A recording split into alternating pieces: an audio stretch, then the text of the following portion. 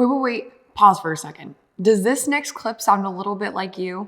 Okay, so if you can kind of describe what your biggest roadblock is when it comes to being consistent in the gym, what would you say that is? I think I just have really high expectations of myself, and I go from like nothing at all to everything all at once. You know what I mean?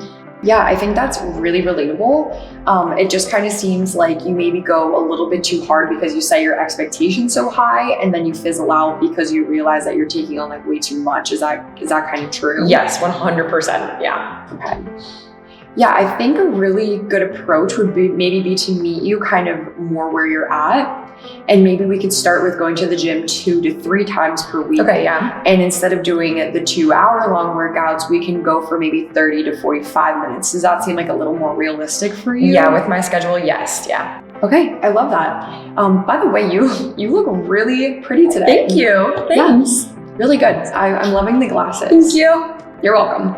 If that at all resonated with you, then you need to sit down and continue to watch this video because I'm going to show you guys exactly what we're going to do to work out 3 times per week for 30 to 45 minutes and still get results. Now, to start this off, you guys might be wondering, what is a minimalist workout technically and who do they work for specifically? I'm going to tell you right now that if you're someone who's just looking to spend less time in the gym and still make measurable progress, then these workouts could 100% be for you. But if you're looking for a little bit more info, I did make a video about this already, and I'm going to put the link for it down in the description below for you guys. This video is also perfect for people who don't even want to work out 3 times per week and would rather work out only 1 to 2 times. For the person who wants to work out 3 times per week for only 45 minutes or less each time, I'm going to suggest a full body workout split. Before we get into the workouts, I want to preface this by saying that I suggest starting out with at least like 5 to 10 minutes on a treadmill or doing some sort of cardio to kind of get yourself warm and get your blood flowing. On top of that, I would suggest some mobility or like stretch specific exercises for you. If you're curious on where to start with that or you need some ideas for exercises, I do have a dynamic warm-up video that you guys can reference. It's probably about 8 to 10 minutes in length, but if you want to cut that down and just take a few pieces of it, feel free to do that. It will still work. I also want to say that for all of these exercises throughout this whole entire workout program, I'm going to be taking all of my sets until just about failure. So I use an RIR scale, or like reps in reserve. Essentially with all of these exercises, I'm gonna be going till I have 0 to 1 rep in reserve, which means that I only have 1 rep left before my form goes to crap and I cannot do another good rep. Or you're taking this to complete failure where you're failing on that last rep in general. So day 1 of this 3-day full body workout program is gonna start with a barbell back squat. A cue that I really like for this one is thinking about spreading the floor with my feet. So you know when you have like a piece of paper and you kind of like bunch it up and then you pull it really tight and it becomes very taut feeling, you're essentially gonna be doing the same exact thing with your feet on the ground. So make sure that your foot is nice and flat, your big toe, your pinky toe, and your heel are all making contact with the floor, and then think about spreading the earth apart so that you could really utilize each muscle in your lower half and you will feel the difference. That cue also really helps us ensure that we're actually driving our knees out over the track of our last 3 toes instead of letting the knees cave inward. If you haven't tried it before, I know that it sounds like a complicated cue, but it really is not, and it will do wonders for your squat. We're gonna go for 2 sets of 6 to 8, and because it's only 6 to 8, you guys are gonna be able to push your weight a little bit more on there and really focus on the strength component with that big compound movement. From there, to get in like a vertical pull movement, we're gonna have a chin up. You guys could do it assisted or weighted or just body weight. It doesn't really matter, but we're just gonna be making sure that we're using full range of motion here. I hate when I'm in the gym and I see people doing like half reps or quarter reps with this.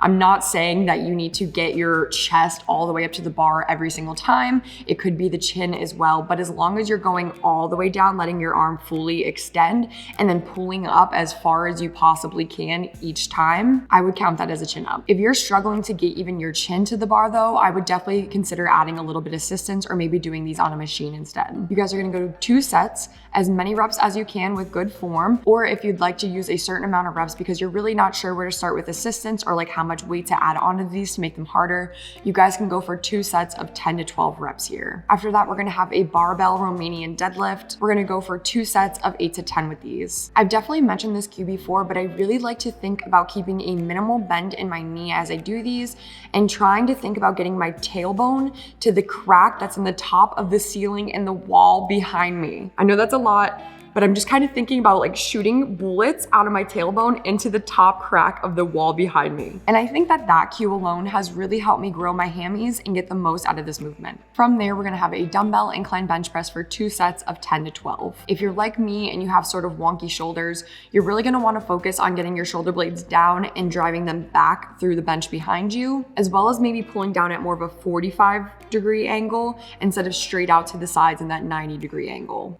If you're someone who has even worse shoulders than me, I would definitely recommend pulling straight down, bringing those elbows into the sides, and then pushing exactly straight up in that neutral grip position. To kind of finish out this workout, we're gonna have 1 set of a cable or dumbbell overhead tricep extension. You guys are gonna take that exercise to 15 to 20 reps, and then we're gonna pair that with, this is the only time I really approve of half reps, but a half rep tricep extension, we're really just focusing on keeping the tension in that long head of the tricep. To start off the second day of this workout program, we're gonna start with a barbell or dumbbell flat bench press. If that flat bench position is a little bit too much on your shoulders, I would definitely recommend using a neutral grip if you have that kind of bar at your gym or the facility that you're at. Or if not, kind of take it into an incline and then try with the barbell bench press with that slight incline. With the barbell bench press, do not forget to engage your lower half. I feel like I see everyone's legs looking like limp noodles out there when they're doing their bench presses, but it's really important to kind of pull the legs in, drive the knees out to the sides, and engage the core and the glutes with this movement. Remember that upper body power and strength really comes from a stable core. You guys are gonna have 2 sets of 8 to 10 with that movement, and then we're gonna go into a lateral lunge. With this one, I would not add weight to it until you're able to really keep your chest up and sit down into that squat as much as you can. If this lunge variation is a little bit too challenging right now, you guys could also do this squat variation right here, which is just like a slight regression to the lunge. For this exercise, we're gonna go for 2 sets of 10 to 12 on each leg. Next, we're gonna go into our cable face pulls for 2 sets of 15 to 20. With these, I always kind of think about letting my shoulder blades stretch forward before I use those upper mid-back muscles to pull the shoulder blades back in together, almost like I was squeezing like a pencil in between my 2 shoulder blades. That cue has really helped me engage the proper muscles when I do these. To get in a little bit of glute work, we're gonna do some single leg hip thrust. And if you guys know anything about these exercises, you know that they are no joke and they look way easier than they actually are. We're gonna have 2 sets of 12 to 15 on each leg, and you guys can add some weight to it like I'm doing right here. When I'm doing these, I'm just kind of ensuring that my heel is underneath my knee and that I'm driving through my whole foot to get my hips in line with my knees and my shoulders and really squeezing my glutes at the top of this movement. If you're feeling it in your lower back, you're probably just extending your hips a little too far into the air, and you just want to bring them down a little bit until you're feeling this mostly in the glute and maybe a little bit in the hamstring. We're gonna finish this workout off with a little bit of rotational core work and some calves. We're gonna start off with a cable standing chop for 2 sets of 10 to 12 on each side. And then we're gonna finish off with some weighted calves. You guys are gonna do this from about a 2 to 4 inch elevation with your balls of your feet on that elevation. And then a slight pause at the top as you extend your heels all the way up into the air as much as you can. For the dumbbell calf raises, you guys are gonna go for 2 sets of 15 to 20. I truly don't think that the week would be complete without a deadlift being thrown in. So that's the first exercise that we are gonna do for this 3rd workout. You guys are gonna have a barbell deadlift. You guys could do this conventional. You could also use a trap bar if you want, or you could do a sumo stance with your barbell. It really doesn't matter to me. Just kind of pick your favorite deadlift variation. And we're gonna aim for 2 sets of 6 to 8 here. To complement that vertical pull that we did on the first day of the week, we're gonna have a horizontal pull and we're gonna hit single arm bent over rows. You guys are gonna go for 2 sets of 8 to 10, and then we're gonna move on to the infamous, the big, bad, rear foot elevated dumbbell split squats. Wait, I made a mistake. It's actually dumbbell front foot elevated reverse lunges. These are not as infamous as their counterpart, the RFEs, but these still hit really nice and they really target the quad and the glute for me personally. With any reverse lunge, I always think about pulling myself back up through that front leg rather than pushing off the back leg. So make sure you keep that cue in mind as you're doing these. You guys are gonna have 2 sets of 8 to 10. Next, we're gonna have a barbell overhead press, and we're gonna hit these for 2 sets of 6 to 8. If you guys are not loving the barbell overhead press and this is kind of feeling uncomfortable on your shoulders, again, I would suggest a bar that you could either do a neutral grip with, or maybe just kind of grab dumbbell dumbbells and do seated or standing shoulder presses instead. If you do a modification for these, you guys could still do sets of 6 to 8 for me. To finish this out strong, we're gonna have one of my favorite core exercises, which is a cable core rotation. We're gonna go for 2 sets of 10 to 12 on each side. I always think about being like right past the middle with my body with these to have a lot of tension in that movement. And then I always think about pulling to the side that I'm going to instead of pushing with my upper body.